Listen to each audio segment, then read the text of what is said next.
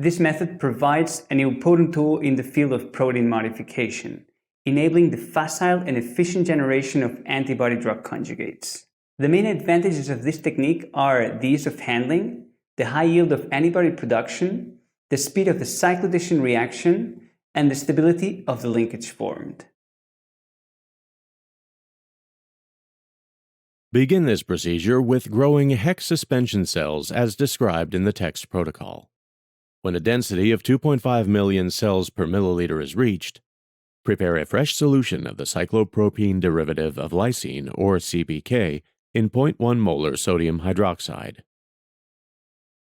Add 2.5 milliliters of CPK to expression medium supplemented with antibiotics. Mix the solution well and add 250 microliters of 1 molar HCl. Then sterilize this solution using a 0.22 micron filter.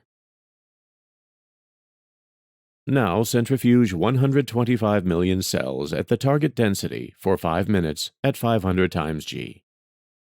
Following centrifugation, add the DNA transfection reagent mixture to the expression medium containing CPK and use this medium to resuspend the cells. 6 to 7 days after addition of CPK, harvest the trastuzumab-bearing CPK antibodies from the supernatant by centrifuging the cells for 15 minutes at 3000 times G. Then, filter the supernatant. Now add 5x bead wash buffer in 250 milliliter conical tubes and mix with the